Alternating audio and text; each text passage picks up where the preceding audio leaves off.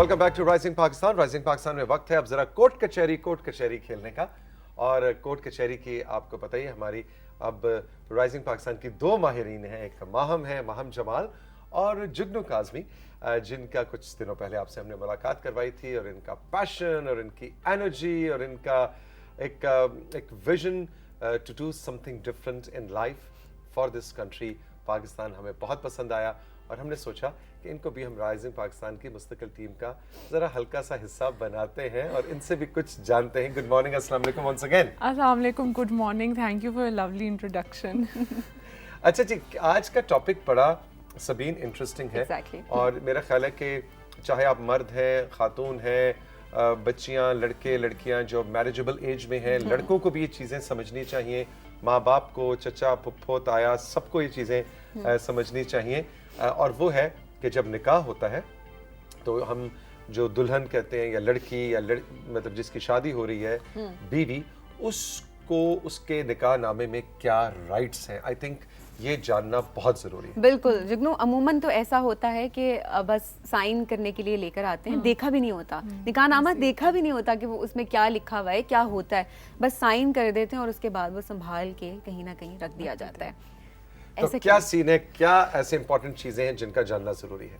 Actually जैसे आपने अभी बयान किया, जो ये बहुत इम्पॉर्टेंट जो है एक डॉक्यूमेंट है और ये कॉन्ट्रैक्ट है जो मियाँ और बीवी के बीच में, बट अनफॉर्चुनेटली यहाँ बहुत लोग इन्वॉल्व हो जाते हैं। और जैसे आपने कहा, ये सिर्फ साइन करने के मौके पे आता है। This is something that a couple should talk about before they get married. और उसमें ये भी अनफॉर्चुनेटली काफ़ी दफ़ा देखा है, क्लाइंट्स के साथ देखा है,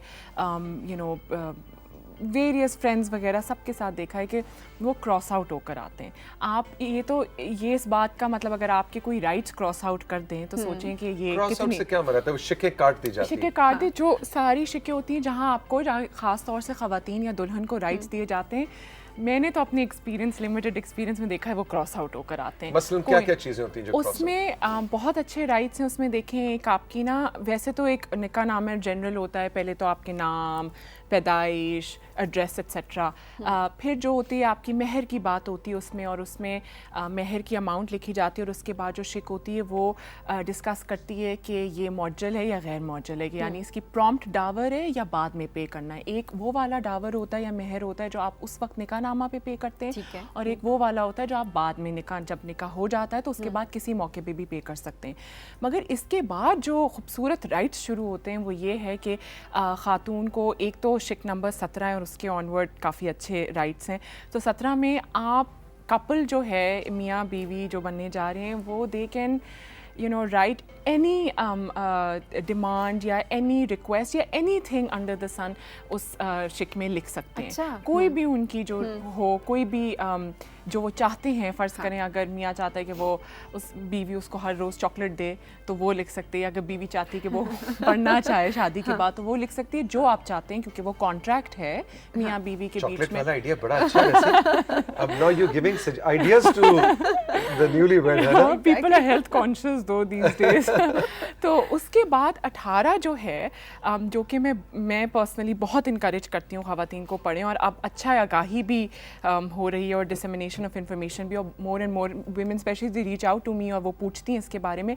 18 जो है वो तलाक़ तफ़वीज़ है, वो एक डेलीगेटेड राइट ऑफ डिवोर्स है जो एक आदमी, एक दूल्हा अपनी दुल्हन को देता है।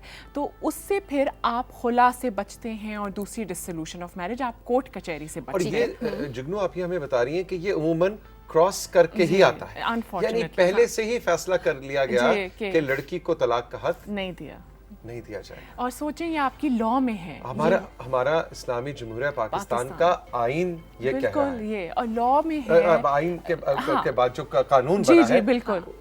बट कोई भी कानून आइन की खिलाफ वर्जी नहीं करता या नहीं करना चाहिए। और इवन मतलब हमारी जो लॉज हैं, स्पेशली ये वाली लॉज जो है, वो शरिया के भी अगेंस्ट नहीं हो सकते। क्लियर एंड कॉन्सोनेंस विद शरिया, बिल्कुल, एब्सोल्युटली, बिल्कुल, इट्स अ लीगल डॉक्यूमेंट। तो उसमें वो तलाक़ तफ़वीज़ का हक होता है, और वो बड़ा एक स्मूथ प्रोसेस हो जाता है जिसमें आपको कोर्ट कचहरी जाने की ज़रूरत ही नहीं पड़ती। आप आर्बिट्रेशन काउंसिल जाते हैं, उधर आप अपना नोटिस भेजते हैं, आप सबमिट कराते हैं अपनी जो है ना डॉक्यूमेंट कि मैं है एक डीड होती है कि जी मैं डिवोर्स लेना चाहती हूँ, ठीक है। और वो आप मियाँ को उसकी जो है आप उसको नोटिस सिर्फ जाता है, और 3 महीने का पीरियड होता है, और वो 3 महीने में आप इद्दत भी काउंट हो जाती है, रेकन्सिलिएशन भी काउंट हो जाती है, मगर वो औरत को अगर उसका हक है तो मिल जाता है। अच्छा सबीन और जुगनू, आप दोनों खवातीन हैं और मैं आपसे ही पूछना चाहूँगा कि इसका एक थोड़ा सा मेरा ये ख्याल है कि इसका एक साइकोलॉजिकल इमोशनल एंगल भी है कि अल्लाह माफ़ करे जी क्या बात कर रहे हैं,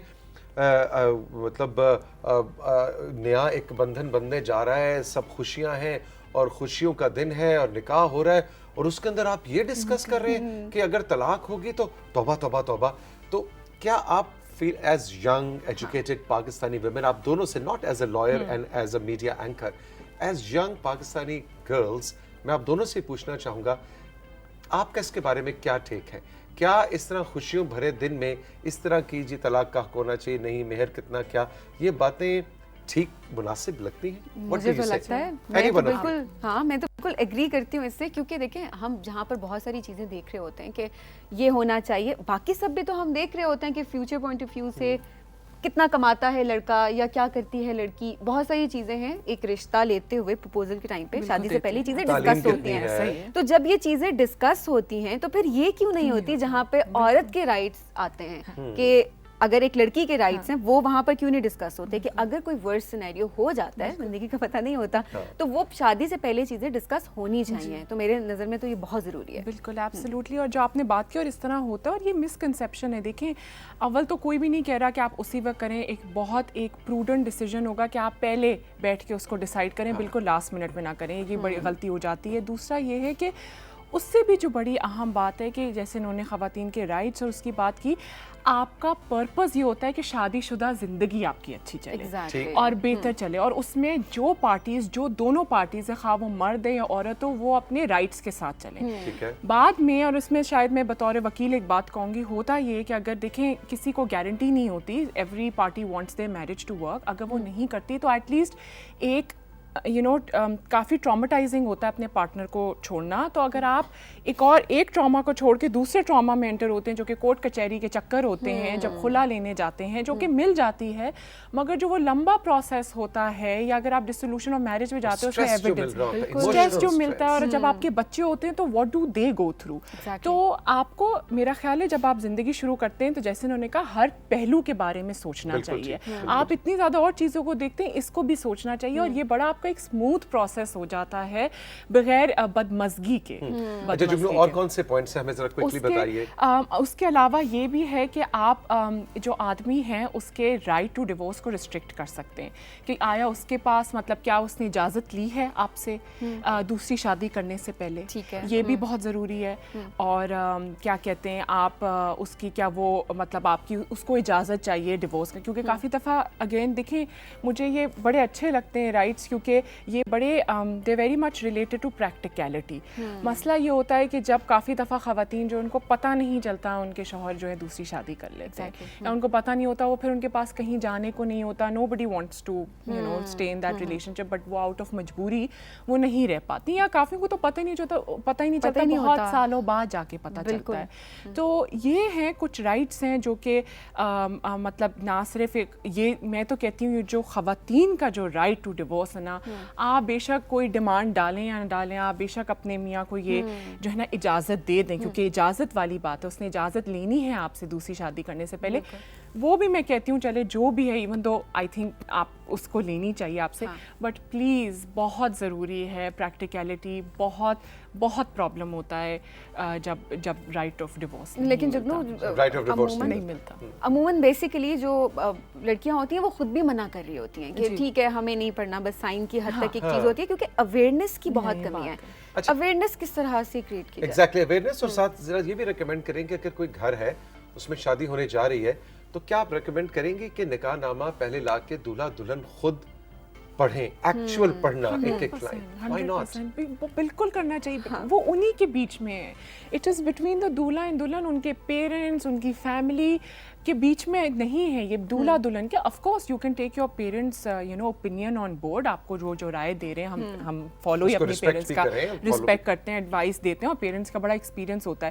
مگر وہی والی بات ہے, دوسرے بھی جو کانٹریکٹس ہوتے ہیں اگر وہ دو پارٹیز کے بیچ میں, اگر میرے اور ان کے بیچ میں, تو آپ کیسے آ سکتے ہیں جب وہ کانٹریکٹ کہتا ہی ہے it's between me and her, how can you come in that contract. مطلب ایک پراپرٹی کا سیل ڈیڈ اگر ہو رہی ہے, دو لوگوں کے آپ یہ بیچ کچھ میں بیچ رہی ہیں, آپ خرید رہی ہیں, اور پتہ لگے نہ ان کو پتا ہے کہ کیا ہو رہا ہے, اور میں آ کے کہوں کہ ہاں جی نہیں میں بتاؤں گا, بس تم صرف سائن کرو. ایبسولوٹلی. تو یہ بہت زیادہ ضروری ہے کہ وہ بیٹھ کے اس کو پڑھیں, ان کو پتہ, آپ کو ایٹ لیسٹ اتنے خوبصورت رائٹس ہیں. نہ there are so many people who come to me اور ان کو پتہ نہیں ہوتا, کیونکہ ایک تو آپ والی بات اویئرنیس نہیں ہے, دوسرا یہ کہ وہ پھر خود کافی دفعہ فیملیز کہتی ہیں وہی والی بات آپ کی کہ آپ شگن ہے, that's I think the term these days, کہ یہ نہیں ہے, اس کو نہیں پڑھنا, ہم ایسا کیوں ایک ریلیشن شپ شروع کریں بائی ٹاکنگ اباؤٹ ڈیورس.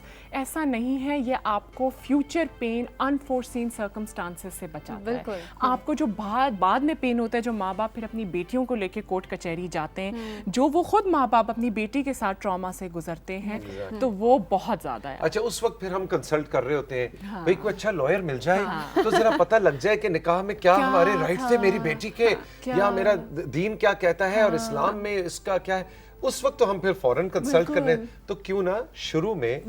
تو thank you very much Jugnu, I think بہت اچھا آپ نے ایک اوور ویو دیا, اور ہم ہائیلی ریکمینڈ کریں گے وہ فیملیز جہاں پہ شادی ہونے جا رہی ہے, یا وہ ہمارے نوجوان بچے بچیاں جب آپ لوگ آہستہ آہستہ میریجبل ایج میں انٹر ہو رہے ہیں, پڑھ رہے ہیں, ابھی آگے فیوچر میں کام کرنا ہے, شادیاں کرنی ہے, why not, it is just like any other legal document. Take it and read it. لڑکوں کو بھی پڑھنا چاہیے, میں کہتا ہوں صرف لڑکوں کو بھی پڑھنا چاہیے. لڑکوں کی بھی رائٹس ہیں ایگزیکٹلی, لڑکوں کے بھی دونوں, لڑکوں کی کوئی ایسا ہے مزدار چاکلیٹس کے علاوہ کوئی رائٹ ہے؟ لڑکوں کو تو ڈیورس کا دیکھیں لڑکا ہی رائٹ دیتا ہے, لڑکے کے پاس تو ہوتا ہی رائٹ ہے ڈیورس کا, بٹ یہ ڈیلیگیٹ کرتا ہے, تو ہمارا رائٹ بھی لڑکے سے ہی فلو کر رہا ہے ایک طریقے سے. Great, thank you very much شکریہ, بہت بہت شکریہ سبین, بڑا مزے کا سیگمنٹ تھا, انفارمیٹیو. تو اب آگے ہم نے کہاں جانا ہے جی؟ ہم اب ملاقات کریں گے لقمان صاحب سے اس بریک کے بعد, اور ان سے جانیں گے کہ جو کووڈ کے دوران کیا کیا مشکلات پیش آئیں ان کو بھی, اور اس کے علاوہ جو ٹورزم ہے وہ کس طرح سے افیکٹ ہوا, اسپیشلی انٹرنیشنل ٹورزم. اب جب کہ کووڈ کی ریسٹرکشنز آہستہ آہستہ سے ہٹ رہی ہیں, تو پھر کون سے SOPs ہیں جو کہ پہلے پتہ ہونی چاہیے. ایسا نہ ہو کہ ہم ایئرپورٹ جائیں, ایئرپورٹ جا کر وہ کہیں نہیں اب واپس جائیں, یہ ڈاکومنٹ آپ کے پاس نہیں. تو یہ سب ہم جانیں گے لقمان صاحب سے اس بریک کے بعد. دیکھتے رہیے رائزنگ پاکستان.